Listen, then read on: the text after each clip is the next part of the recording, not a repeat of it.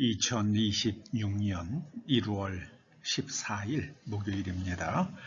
오늘 창세기 강해 38번째 꼭지는 창세기 6장 8절에서 12절까지의 말씀입니다. 먼저 말씀을 함께 봉독하십니다. 그러나 노아는 여호와께 은혜를 입었더라.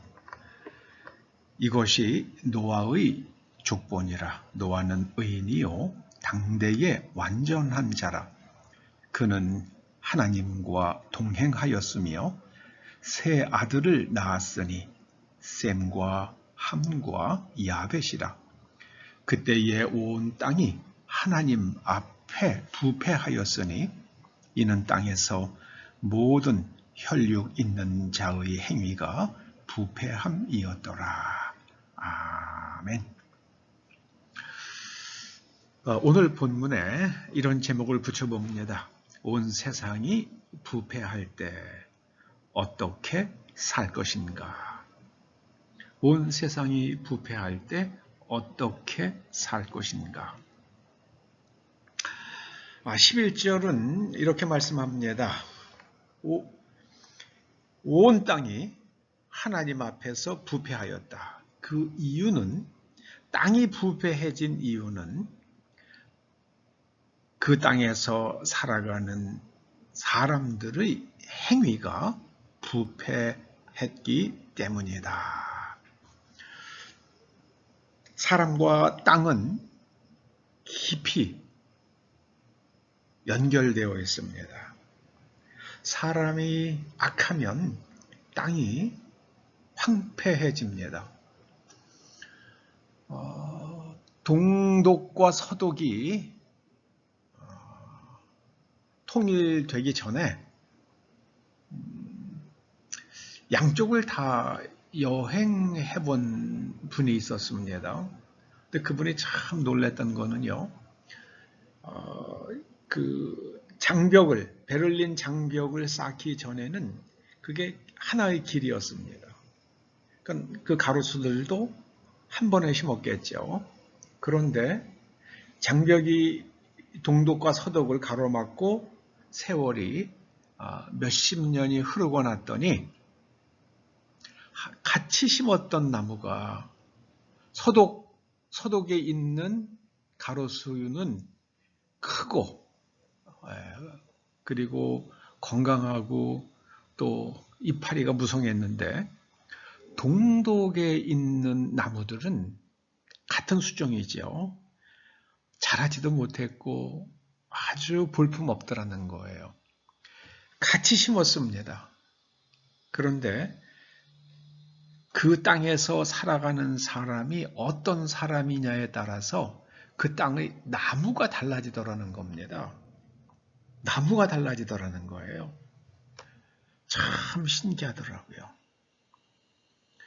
미국 버지니아주에 가면 에미쉬라고 불리는 사람들이 있습니다.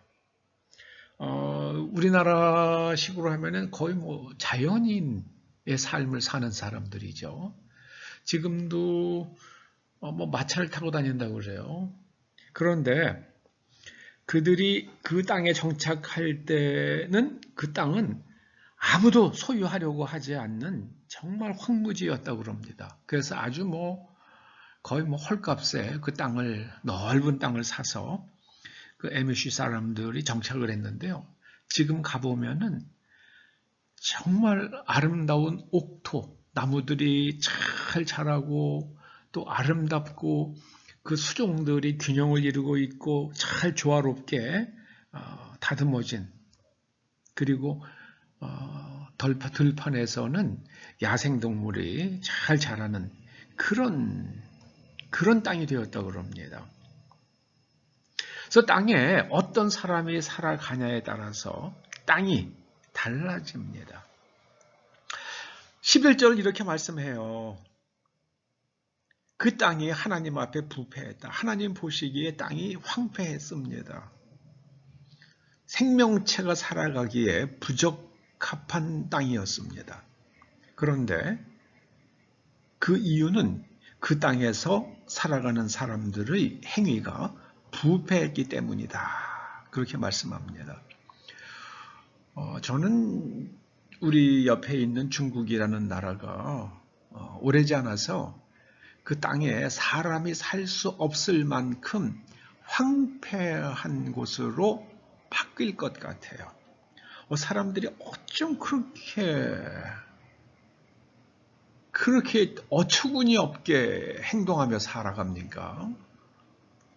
정말 이해가 안 갑니다. 양심과 도덕 이런 거는 아예 증발해버린 것 같아요. 그냥 돈 중심 그리고 사람들을 굉장히 거의 착취하는 수준의 그런 고용 구조를 가지고 있죠. 그 중국 청년들이 한국을 다녀갔다가 병에 걸린다고 그래요. 이름하여 서울병.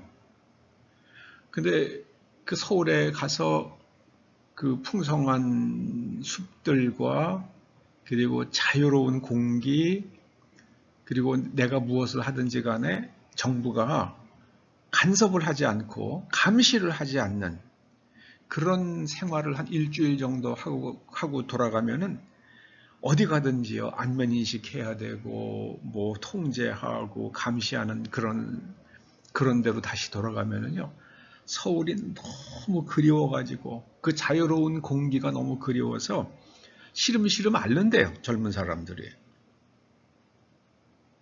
노화 시대의 사람들이 생각하는 게 다 악했어요. 너무나 악했습니다. 마음의 계획 자체가 악했어요. 그래서 하나님께서 저 사람들을 정리해야겠다. 그렇게 마음을 정하십니다. 그런데 노아는 9절 보세요. 노아는 의인이었고 당대의 완전한 사람이었고 하나님과 동행하는 삶을 살았다. 이렇게 9절이 증거합니다. 세상 사람들이 다 악한데 어떻게 노아는 이럴 수 있었습니까? 그는 하나님의 눈에서 은혜를 발견하는 사람이었기 때문입니다. 은혜를 발견하면은요, 노아의 마음속에 은혜의 구조가 있어야지 은혜가 보입니다. 이걸 우리가 기억하십시다.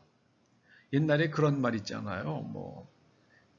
개 눈에는 똥만 보이고 돼지 눈에는 무슨 이런 게 있잖아요.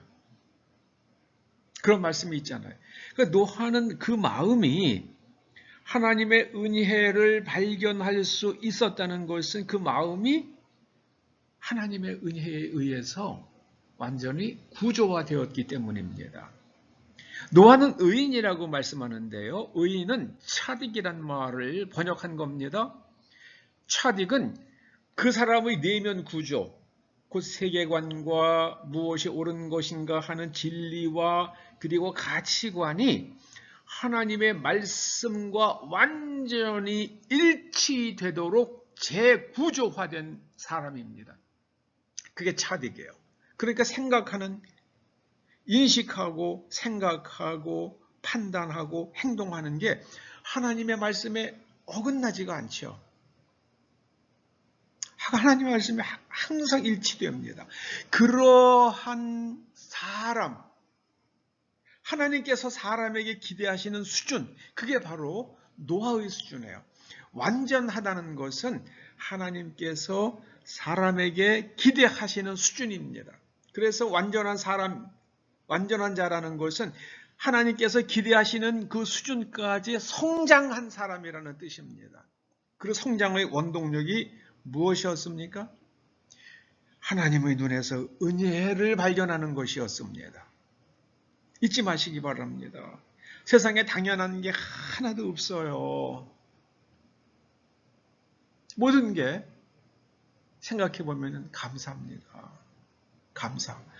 저는 봄이 되면 한 번씩 그 산에, 특히 야산이죠. 야산에 진달래 피는 게 그렇게 아름다워요.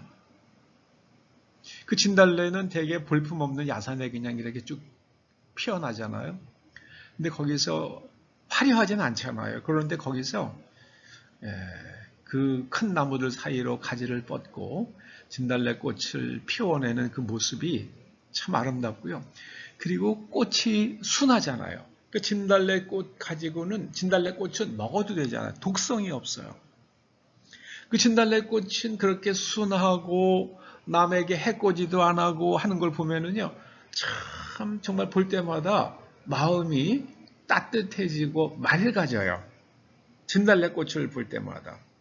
올 봄에도 진달래 꽃이 필 때 그 꽃 구경 한번 가려고 합니다. 그렇기 때문에 노아는 하나님과 동행했습니다. 하나님은 어디에 계십니까? 하나님 가는 대로 노아가 간 게 아니라 사실은 노아가 있는 곳에 하나님께서 함께 하셨죠. 어떤 방법으로요? 하나님의 영이 노아에게 항상 머물러 있었습니다. 신약의 표현으로 하면은요, 성령 충만한 사람이었습니다. 온 세상이 부패했지만 하나님의 홍수의 심판을 당할 수밖에 없을 만큼 악하고 부패했지만 그런 가운데서도 노아처럼 살아갈 수 있다는 것을 성경이 우리에게 보여줍니다. 여러분 잊지 마십시다. 하나님께서 세상을 심판하실 때도요, 우리가 의인이고 완전한 사람이고 하나님과 동행하는 사람은 하나님께서 반드시 그 사람을 그 심판에서 건져주십니다. 심판이 그 집에 그 사람과 그 가족들에게 이르지 않도록 하나님께서 보호해 주십니다. 노아의 시대의 심판은 물이었지만은 씻는 것이죠, 물은요. 그런데 마지막 시대는 태우는 심판이라고 말씀하시잖아요. 요한계시록을 잘 살펴보면요, 태양이 뜨거워지죠. 그리고 산불이 나죠. 그 다음에 하늘에서 별이 떨어져가지고 땅이 깨지죠. 지각이 균열이 가고 거기서 엄청난 양의 용암이 솟구치죠. 그 불의 심판이요.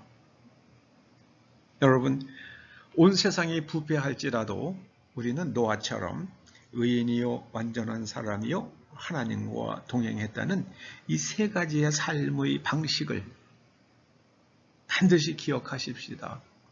요즘 미국에 진실이 안 보여요. 가장 거짓된 것은 왜곡하는 거예요.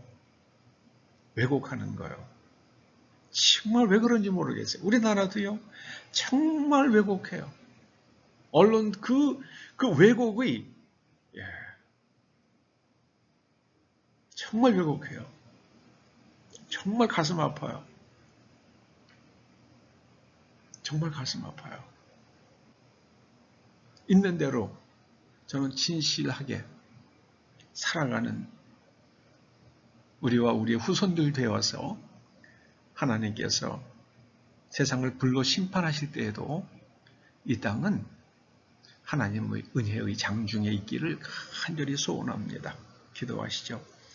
온 세상이, 온 인류가 하나님의 불의 심판에 던져질지라도 우리와 우리 후손들은 노아처럼 의롭고 완전하고 하나님과 동행함으로 인하여 보존되는 은혜를 누리게 하여 주시옵소서. 예수님의 이름으로 기도드리옵나이다. 아멘.